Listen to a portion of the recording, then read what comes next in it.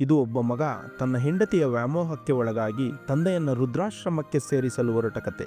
ರಾಜು ಎಂಬ ವ್ಯಕ್ತಿ ತನ್ನ ತಂದೆಯನ್ನು ವೃದ್ಧಾಶ್ರಮಕ್ಕೆ ಸೇರಿಸಲು ಒಂದು ಆಟೋದಲ್ಲಿ ಕರೆದುಕೊಂಡು ಹೋಗುತ್ತಿದ್ದ. ಜೊತೆಯಲ್ಲಿ ರಾಜುವಿನ ಚಿಕ್ಕ ಮಗನೂ ಹೊರಟಿದ್ದ. ಆಟೋದಲ್ಲಿ ಹೋಗುತ್ತಿರುವಾಗ ರಾಜು ತನ್ನ ತಂದೆಗೆ, ಅಪ್ಪ, ಅಲ್ಲಿ ನಿಮಗೆ ಯಾವುದರ ಕೊರತೆಯೂ ಇರುವುದಿಲ್ಲ, ಆರಾಮಾಗಿ ಇರಬಹುದು. ಮತ್ತೆ ಮಗ ಮೊಮ್ಮಗ ಎಂಬ ಸೆಂಟಿಮೆಂಟ್ನಿಂದ ಮನೆಗೆ ಬರಬೇಡಿ. ನಿಮಗೆ ಸಾಕಾಗುವಷ್ಟು ಬಟ್ಟೆಗಳನ್ನು ಇಟ್ಟಿದ್ದೇನೆ. ನಾನೇ ತಿಂಗಳಿಗೊಮ್ಮೆ ಬಂದು ನೋಡಿ ಹೋಗುತ್ತೇನೆ ಎಂದು ತನ್ನ ತಂದೆಯ ಬಗ್ಗೆ ಕಿಂಚಿತ್ತೂ ಯೋಚಿಸದೆ ಕಡಾಖಂಡಿತವಾಗಿ ಹೇಳುತ್ತಿದ್ದ. ಆ ವಯಸ್ಸಾದ ತಂದೆಗೆ ಏನೂ ಮಾತನಾಡಲಾಗದೆ ತನ್ನ ಮಗನ ಮಾತುಗಳನ್ನು ಕೇಳಿ ಹೃದಯ ಒಡೆದು ಹೋಗುತ್ತಿತ್ತು. ಆದರೆ ಮೌನವಾಗಿ ಕಣ್ಣೀರನ್ನು ನುಂಗಿಕೊಳ್ಳುತ್ತಿದ್ದರು. ಸ್ವಲ್ಪ ಹೊತ್ತಿನ ನಂತರ ವೃದ್ಧಾಶ್ರಮ ಬಂತು. ಆ ತಂದೆಯ ನೋವನ್ನು ನೋಡಲಾಗದೆ ಆಟೋ ಡ್ರೈವರ್, ಸರ್, ಪಾಪ ನಿಮ್ಮ ತಂದೆಯವರ ಮುಖ ನೋಡಿ, ಅವರಿಗೆ ಹೋಗಲು ಇಷ್ಟವಿಲ್ಲದಂತಿದೆ ಸರ್ ಎಂದ. ಅದಕ್ಕೆ ರಾಜು ಅಹಂಕಾರದಿಂದ, ನಿನಗೆ ಯಾಕಯ್ಯ ಬೇಕು? ಇದು ನಮ್ಮ ಮನೆಯ ವಿಚಾರ, ನಿನಗೇನು ಗೊತ್ತು, ನೀನು ಸುಮ್ಮನಿರು ಎಂದು ಕೂಗಿದ. ನಂತರ ರಾಜು ತಂದೆಯ ಕೈಯಲ್ಲಿ ಬ್ಯಾಗ್ ಕೊಟ್ಟು, ಹೋಗಿಯಪ್ಪ, ಇಲ್ಲಿ ಎಲ್ಲವೂ ಚೆನ್ನಾಗಿರುತ್ತದೆ ಎಂದು ಕನಿಷ್ಠ ಕಣ್ಣಲ್ಲಿ ಕಣ್ಣಿಟ್ಟು ನೋಡದೆ ಹೊರಟು ತನ್ನ ಚಿಕ್ಕ ಮಗನ ಬಳಿ ಬಂದು, ನಡಿ ಮಗನೇ ಹೋಗೋಣ ಎಂದ. ಇದನ್ನೆಲ್ಲ ಗಮನಿಸುತ್ತಿದ್ದ ಆ ಮಗು ಮುಗ್ಧತೆಯಿಂದ ಕೇಳಿದ, ಅಪ್ಪ, ಅಜ್ಜ ನಮ್ಮೊಂದಿಗೆ ಇದ್ದರೆ ಚೆನ್ನಾಗಿರುತ್ತದಲ್ಲವೇ? ಪಾಪ ಇಲ್ಲಿ ಒಬ್ಬರೇ ಹೇಗೆ ಇರುತ್ತಾರೆ ಅಪ್ಪ ಎಂದ.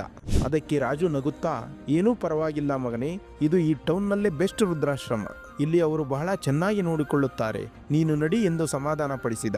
ಆಗ ಆ ಮಗು ಒಂದು ಮಾತು ಕೇಳಿದ. ಆ ಮಾತು ರಾಜುವನ್ನ ದಿಗ್ಭ್ರಮೆಗೊಳಿಸುವ ಉತ್ತರವಾಯಿತು. ಓಹೋ, ಇದು ಬೆಸ್ಟ್ ಜಾಗವಾ ಅಪ್ಪ?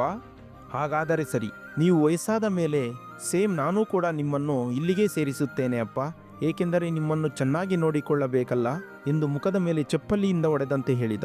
ಆ ಮಾತು ರಾಜುವಿನ ಹೃದಯದಲ್ಲಿ ಬಾಂಬ್ನಂತೆ ಸಿಡಿಯಿತು. ಬಾಯಿಂದ ಮಾತೇ ಹೊರಡಲಿಲ್ಲ. ತನ್ನ ಮಗನ ರೂಪದಲ್ಲಿ ತನ್ನ ಭವಿಷ್ಯ ಕಣ್ಣ ಮುಂದೆ ಕಾಣಿಸಿತು. ನಾನು ನನ್ನ ತಂದೆಗೆ ಏನು ಕೊಡುತ್ತಿದ್ದೇನೆ, ನನ್ನ ಮಗ ನಾಳೆ ನನಗೆ ಅದನ್ನೇ ಕೊಡುತ್ತಾನೆಯೇ ಎಂದು ತಿಳಿದು ತಕ್ಷಣ ವೃದ್ಧಾಶ್ರಮದ ಒಳಗೆ ಓಡಿ ಹೋಗಿ ತನ್ನ ತಂದೆಯ ಕಾಲಿಗೆ ಬಿದ್ದು, ನನ್ನನ್ನು ಕ್ಷಮಿಸು ಅಪ್ಪ, ನೀವು ಎಲ್ಲಿಗೂ ಹೋಗಬೇಡಿ, ನಡೀರಿ ಮನೆಗೆ ಹೋಗೋಣ ಎಂದು ತನ್ನ ತಂದೆಯನ್ನು ಅಪ್ಪಿಕೊಂಡು ಕಣ್ಣೀರು ಹಾಕುತ್ತಾ ಮನೆಗೆ ಕರೆದುಕೊಂಡು ಬಂದ. ನೋಡಿ, ನಮ್ಮ ಮಕ್ಕಳೇ ನಮ್ಮ ಮಾತುಗಳನ್ನು ಕೇಳುವುದಿಲ್ಲ, ನಾವು ಮಾಡುವ ಕೆಲಸಗಳನ್ನು ನೋಡುತ್ತಾರೆ. ಇಂದು ನೀವು ನಿಮ್ಮ ತಂದೆಯನ್ನು ಹೇಗೆ ನೋಡಿಕೊಳ್ಳುತ್ತೀರೋ, ನಾಳೆ ನಿಮ್ಮ ಮಗ ನಿಮ್ಮನ್ನು ಹಾಗೆಯೇ ನೋಡಿಕೊಳ್ಳುತ್ತಾನೆ. ತಂದೆ ಎಂದರೆ ಆಸ್ತಿಯನ್ನು ಕೊಡುವವರು ಮಾತ್ರವಲ್ಲ, ತಂದೆ ಎಂದರೆ ದೇವರು. ನಾವು ಆಪತ್ತಿನಲ್ಲಿರುವಾಗ ಭರವಸೆ ನೀಡುವ ಮೊದಲ ಸ್ನೇಹಿತರು ಮತ್ತು ಗುರು. ಅವರನ್ನು ಅನಾಥರನ್ನಾಗಿ ಮಾಡಬೇಡಿ. ಈ ಕತೆ ನಿಮ್ಮ ಕಣ್ಣು ತೆರೆಸಿದರೆ, ನಿಮ್ಮ ತಂದೆ ಎಂದರೆ ನಿಮಗೆ ಪ್ರಾಣವಾಗಿದ್ದರೆ ದಯವಿಟ್ಟು ಈ ವಿಡಿಯೋವನ್ನು ಲೈಕ್ ಮಾಡಿ. ಕಾಮೆಂಟ್ ಬಾಕ್ಸ್ನಲ್ಲಿ ಲವ್ ಯು ಡ್ಯಾಡ್ ಎಂದು ನಿಮ್ಮ ತಂದೆ ಹೆಸರನ್ನು ಕಾಮೆಂಟ್ ಮಾಡಿ ಮತ್ತು ಪ್ರತಿಯೊಬ್ಬರಿಗೂ ಶೇರ್ ಮಾಡಿ. ಇಂಥ ಹೆಚ್ಚಿನ ಕತೆಗಳಿಗಾಗಿ ನಮ್ಮ ವಿನಯ್ ಟಿವಿ ಕನ್ನಡ ಚಾನಲನ್ನು ಸಬ್ಸ್ಕ್ರೈಬ್ ಮಾಡಿಕೊಳ್ಳಿ. ನಾನು ನಿಮ್ಮ Sudhakar, signing off team Vinay TV Kannada.